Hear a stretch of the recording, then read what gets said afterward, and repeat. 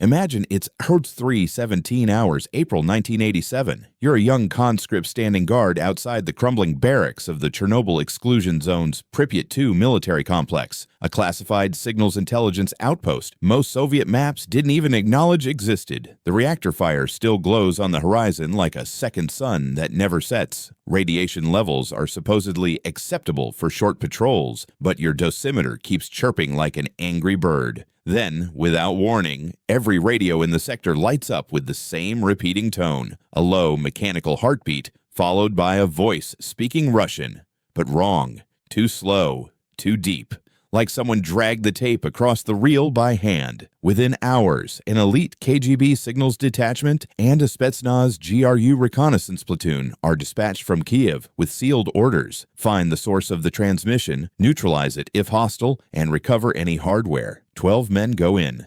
None come out. Their last transmission, recorded on a reel-to-reel in the Pripyat 2 command bunker, is only 23 seconds long. You can still find fragments of it on dark web forums if you know the right keywords. It ends with the detachment commander, Major Anatoly Dyatlov, no relation to the reactor's Dyatlov, screaming a single word over and over, "Barracks! The barracks won't let us leave." Tonight, for the first time in English, you're going to hear the full testimony of the only survivor, a 19-year-old radio operator who was left behind in the decontamination tent when the team went forward. He spoke to Ukrainian military intelligence in 1992, then vanished himself. This is his story, and the stories of the men who never came back.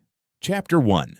The Signal That Shouldn't Exist. They told us it was just reactor interference. Denis Volkov begins, his voice low, as if the walls of the interview room might still be bugged 35 years later. I was a 19-year-old private in the 217th Separate Signals Battalion, posted to the temporary comms camp just outside Yanov Station. Our tent sat on a patch of dead grass between two rusting BRDMs, generators coughing diesel fumes into the night. My shift ran midnight to dawn. My only job was to monitor the guard emergency frequency, 34.8 megahertz, in case any of the liquidator columns ran into trouble deeper in the zone. The reactor was still burning. At night, you could see the glow on the horizon, a dull red smear that never moved. We wore our dosimeters on lanyards like dog tags. Mine clicked every few seconds, a nervous little bird reminding me I was slowly cooking from the inside. Nothing ever happened on guard net except drunk helicopter pilots singing or some lieutenant screaming for a medevac that was already too late. So when the speaker woke up on its own, I thought the set had finally fried. It hadn't. First came the tone.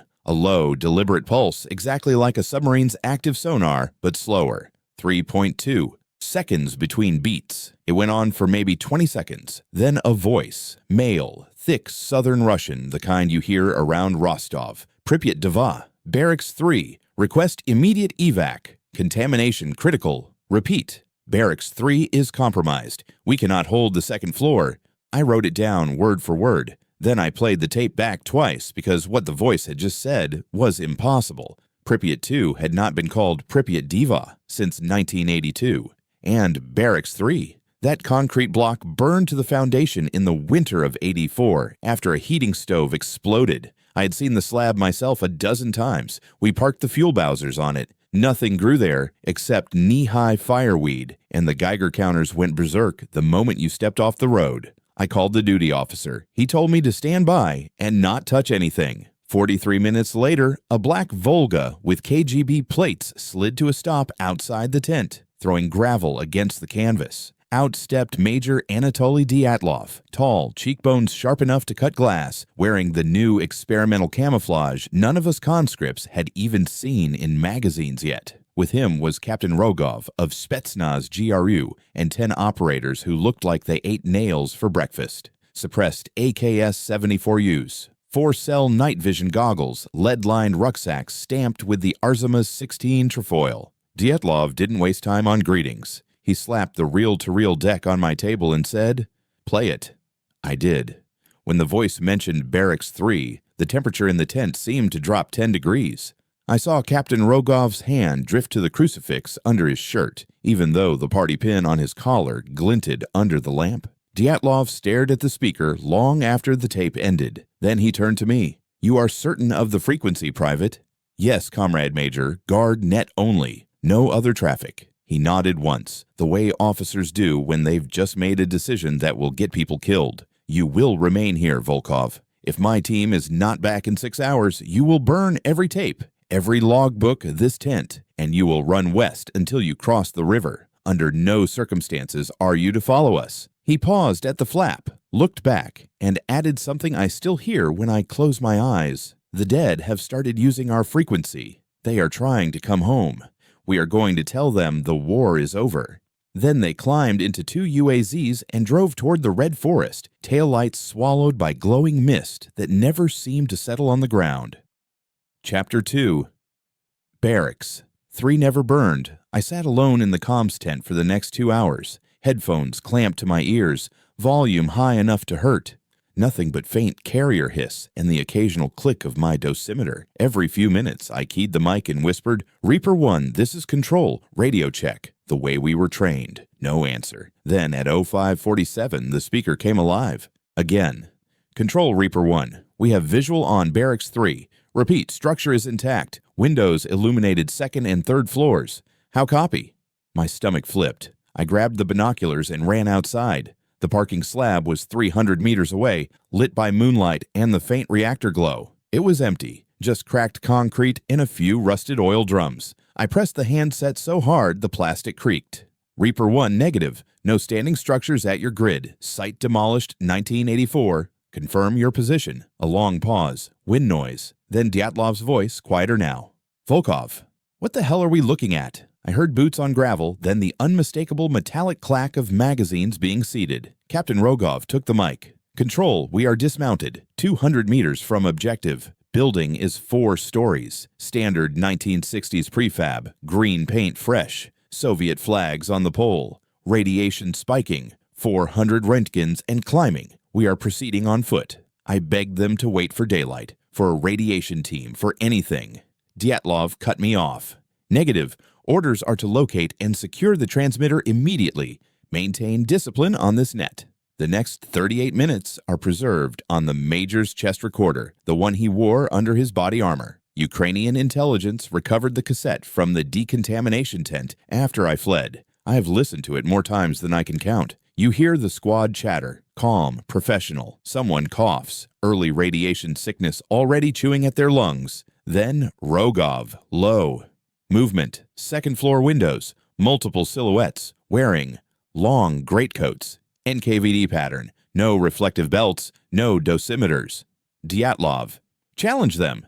A shout in Russian, "Identify yourselves, this is restricted military area." Silence. Then that same submarine heartbeat tone, only now it's coming from inside the building, loud enough that the microphone distorts. They reach the main doors. Hinges scream like they haven't moved in 50 years. Yet, when the door swings open, the paint is glossy, wet-looking. One of the operators mutters, "Smells like fresh bread." They step inside. Instantly, the temperature drops. You can hear their breath fogging. Someone's teeth start chattering. 1st floor. Rows of bunks, blankets tucked with hospital corners. Footlockers open. Uniforms laid out like for morning inspection. Name tapes still sewn on. Senior Lieutenant V. Putin, 1959. Sergeant I. Stalin, 1961. Political officer, yeah. Beria, 1960. All men who would have been grandfathers by 1987. Rogov whispers, voice shaking for the first time. "These lockers, they have our sizes. Look, mine says Captain Rogov, AV, blood type O negative. That's classified information." They move upstairs. The wooden steps don't creak. They sound solid, new. 2nd floor is the day room. A long table, samovar still warm, tea glasses half full. A record. Player spins silently, needle stuck in the run-out groove of an old wartime song. Then the singing starts, not from the record, from the far end of the room. Male voices, dozens of them, slightly off-key, drunk on Victory Day drunk. Katyusha set out to the riverbank. To the high, steep bank. Dyatlov roars, "Hands up! On your knees! Now!" The singing stops mid-word. A single voice answers, calm, amused, coming from everywhere and nowhere. "You're late for roll call, comrades. It was 2200 hours, 1968. We've been waiting." Automatic fire erupts, short, disciplined 3-round bursts. Brass tinkles across the floorboards. Men scream, not pain, but pure terror. Someone yells, "They're not falling! They're not falling!" A wet, heavy sound, like a sandbag dropped from height. Dyatlov's voice hoarse. Fall back to the vehicles." Running footsteps. A door slams. Then nothing but the heartbeat tone. Louder, faster, until the tape hisses into silence. That was the last anyone heard from the 12 men who walked into Barracks 3. But the barracks wasn't finished talking.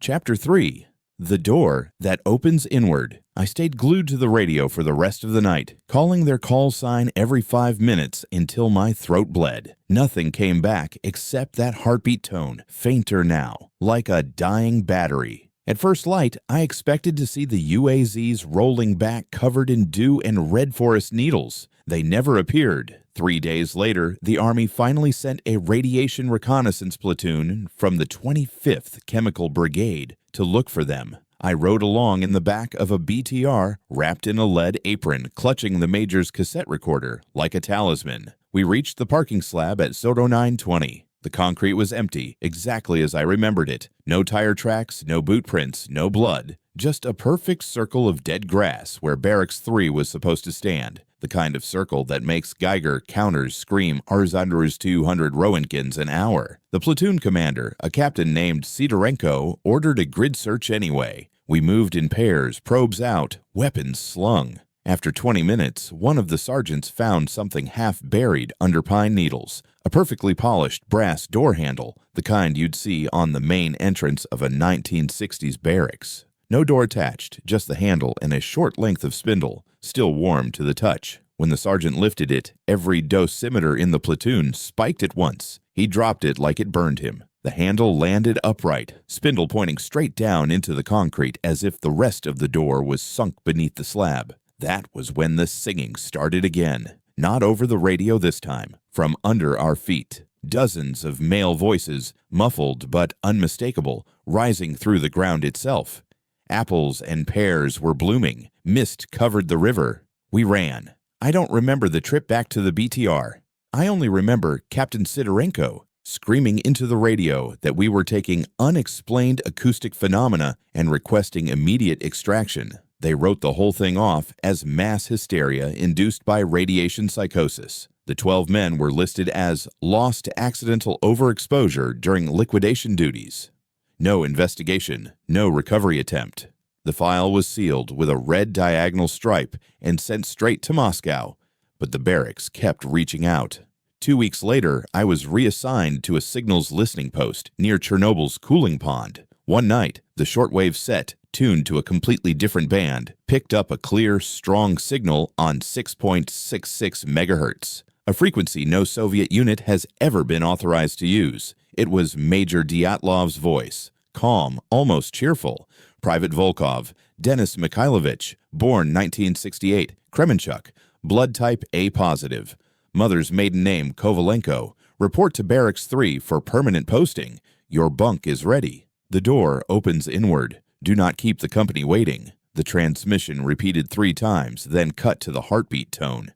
I ripped the power cable out of the wall with my bare hands. The next morning, the duty officer found the set working perfectly, but the front panel had a new stenciled label someone had painted during the night in fresh green barracks paint. Property of Barracks 3 do not remove. I put in for transfer the same day. They denied it, said I was essential personnel. I went AWOL 48 hours later, crossed the river at night in a stolen rubber boat, and never wore the uniform again.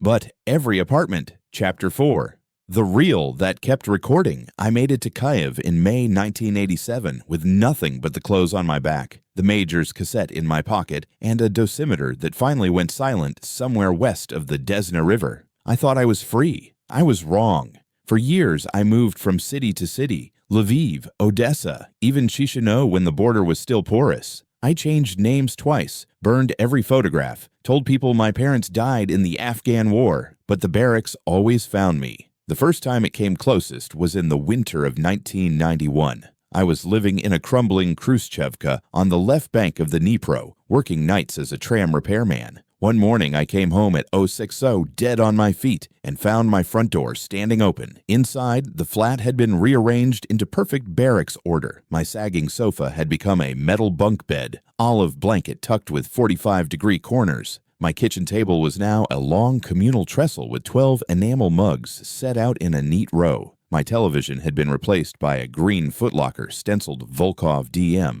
in fresh white paint. On the wall, someone had hung a 1960s duty roster board. My name was there, written in red grease pencil, Volkov DM, permanent duty, Barracks 3, Pripyat 2, status absent without leave, 1,779 days overdue. The worst part, the reel-to-reel recorder from the comms. Tent sat in the middle of the floor. The same machine I had left burning in the zone. Its tape was turning slowly, red record light glowing. I stood frozen in the doorway. The hallway behind me was empty, snow blowing in. I never heard anyone leave. I grabbed a kitchen knife, advanced on the recorder, and hit stop. The reels kept turning. I yanked the power plug from the wall, still turning. I smashed the machine with the butt of the knife until plastic flew and the spools snapped. Only then did it stop. The tape unspooled across my floor like a white tongue. I burned it in the bathtub with half a bottle of vodka for accelerant. The flames were green. I moved again the next day, left everything behind except the clothes I was wearing, but the tape had already done its job. That night, in a hostel on the other side of the river, I dreamed for the first time of the inside of Barracks 3. I was standing in formation on the second-floor corridor with the rest of the company. Hundreds of men in uniforms from every decade of Soviet power, all facing the same direction, perfectly still. Major Dyatlov walked the line doing morning inspection. When he reached me, he stopped, smiled the way a father smiles at a long-lost son, and said, "Private Volkov, you kept us waiting 13 years. Regulation says the punishment is permanent posting, but we saved your bunk anyway." He pointed to the empty bed at the end of the row. My name was already stenciled on the footlocker. The blanket was turned down. My old uniform from 1987 lay folded on the mattress, insignias polished, not a single radiation stain. In the dream, I tried to run. The corridor stretched forever. Every door I opened led back into the same barracks. I woke up screaming. The hostel manager threatened to call the militia. Since then, the dream comes every year on April 14th, the exact date the signal first appeared. Always the same, always the bunk waiting. I am 57 now. My hair is gone from the radiation I carried out of the zone. My lungs whistle when the weather turns cold. Doctors say I won't see 65. Sometimes that feels like mercy, because last month the landlady knocked on my door holding a small package wrapped in brown paper. No postage, no return address, just my name in neat block letters. Inside was a single reel of magnetic tape, still on its original Soviet spool, and a note in Dyatlov's handwriting I would recognize anywhere. "Volkov, time to come home. The company is almost at full strength. One vacancy remains. Bring your dosimeter. We have a new frequency." I have not played the tape. I will not play the tape. But every night at 0312, the reel-to-reel that isn't in my flat starts turning anyway. I can hear it through the walls. Slow heartbeat. Waiting. Chapter 5. They're still on strength.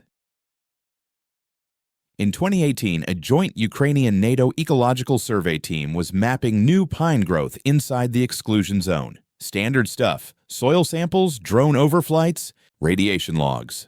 On the third day, the ground-penetrating radar pinged something metallic 6 meters under the forest floor, exactly where the parking slab for Barracks 3 used to be. They dug. What came out was a Soviet lead-lined document case, the kind used for transporting classified orders to forward positions. The combination lock had been set to 1987. Inside, wrapped in oilskin, was a standard military payroll ledger, Form 2U, bound in green canvas. The cover page was stamped. Pripyat 2 Military Garrison Permanent Personnel Roster Current as of 15th October 2024. 6 years in the future from when they opened it. The ledger contained 312 names, handwritten in fresh blue ink. Every entry had a service number, blood type, date of enlistment, and current duty station. Column 14. Status: Journal was filled in red ballpoint. Active: Special Assignment, Barracks 3. The first 12 names on the first page belonged to Major Anatoly Dyatlov and his team. Next to each was a small, neat notation. Volunteered for indefinite extension, refuses rotation. The remaining 300 names were soldiers, sailors, and airmen from every branch who had disappeared inside the zone between 1986 and 2018. Liquidators, helicopter crews, chemical troops, even a major from the Northern Fleet who vanished during a submarine reactor inspection in 1994. All listed as transferred without orders to Barracks 3. The last page was blank except for a single line at the very top, written in the same red pen, Vacancy 1, awaiting Private Volkov DM.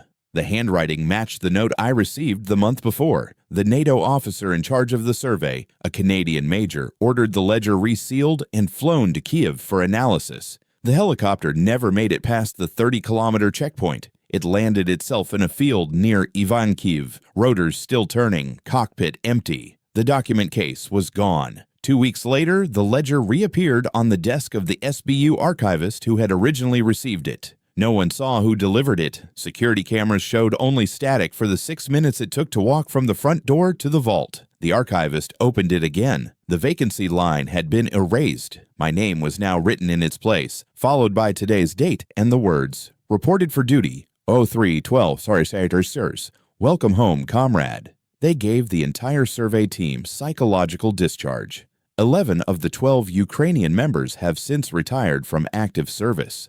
The 12th, a lieutenant from Odessa, simply never came back from leave. The ledger is now stored in a vault under Andreevsky descent. Armed guards, biometric locks, the works. Every month, the duty officer files a report. Object unchanged, ink remains fresh.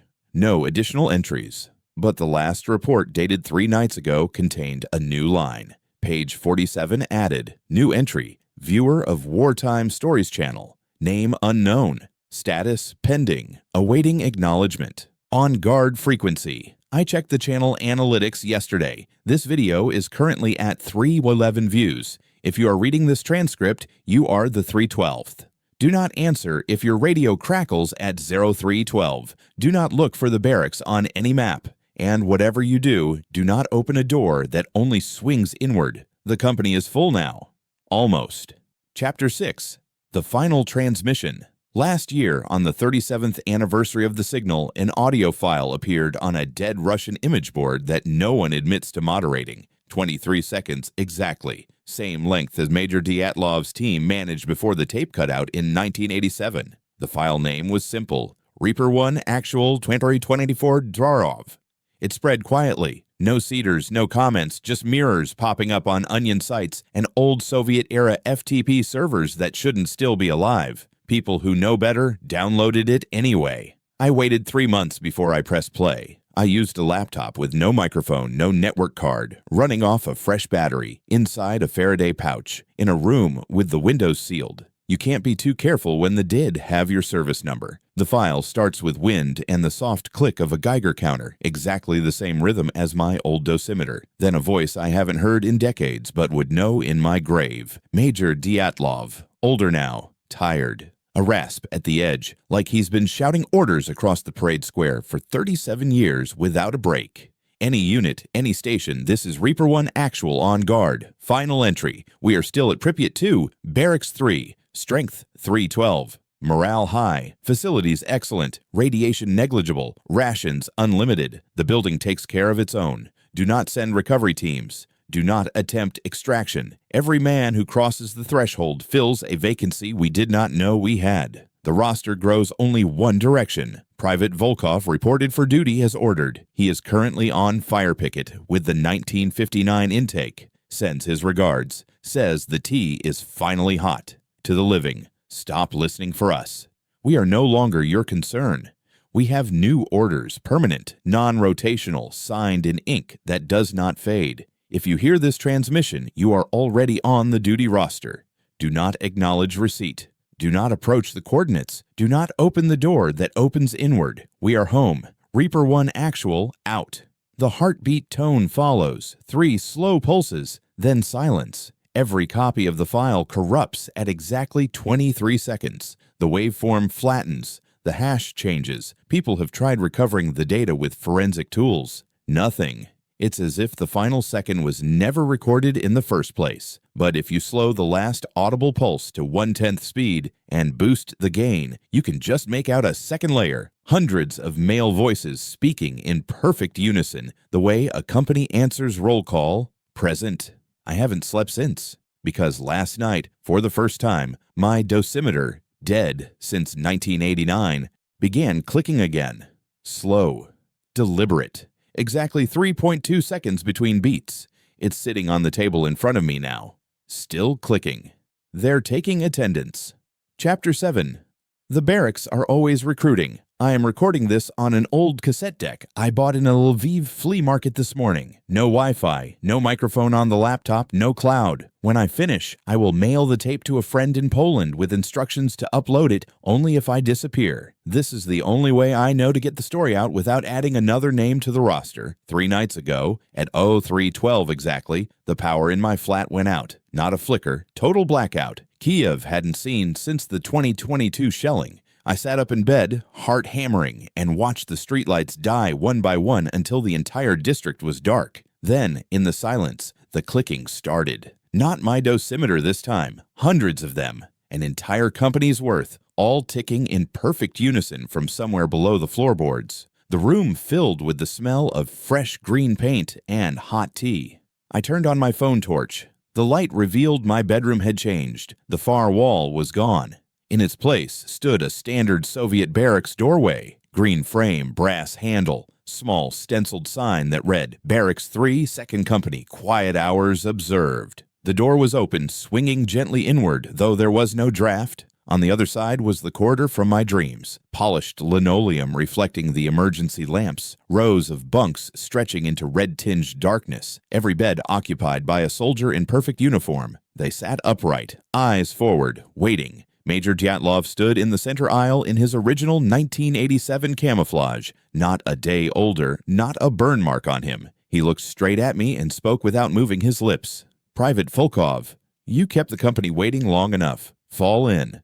I tried to scream. No sound came out. Behind him, on the nearest bunk, sat myself, 19 years old, thin, frightened, wearing the same uniform I burned in 1987. That younger Dennis looked up, gave me a small, sad smile, and patted the empty space beside him. The mattress was already turned down. My name was stenciled on the footlocker in fresh white paint. I stumbled backward. My heels hit something solid. I turned around. My flat was gone. Just another stretch of the same corridor, extending both ways forever. The only choice was forward. I took one step across the threshold. The door closed behind me with a soft, polite click. The kind a conscientious duty officer makes when he doesn't want to wake the men. The clicking stopped. The emergency lamps brightened to full daylight. Somewhere, a bugle began playing Reveille, the notes crisp and new. Dyatlov saluted. Welcome to permanent posting, Private. You are now on strength. No more running. I looked down. My body was 19 again. The radiation damage erased. My lungs clear. The dosimeter on my chest read 0. For the first time in 38 years, I could breathe without pain. I lined up with the others, shoulders back, chin in, eyes front. We are 312 now. The roster is complete. If you are hearing this, the tape made it out. Good. That means the barracks only needed 312. It does not need more, but it is patient. It always has vacancies for the ones who keep listening. So when your lights go out at 03:12, when you smell fresh paint and hot tea, when you find a door in your home that only opens inward, do not cross the threshold. Burn the building if you have to. Salt the earth. Run until your heart bursts, because once you hear the bugle, once you see your younger self waiting with the blanket turned down, you will want to go home. And Barracks 3 is very, very good at making soldiers feel they never left. This is Private Denis Mikhailovich Volkov, service number 874-2219, 217th Separate Signals Battalion, currently assigned Permanent Garrison, Pripyat 2. I am on duty. I am home. End of testimony.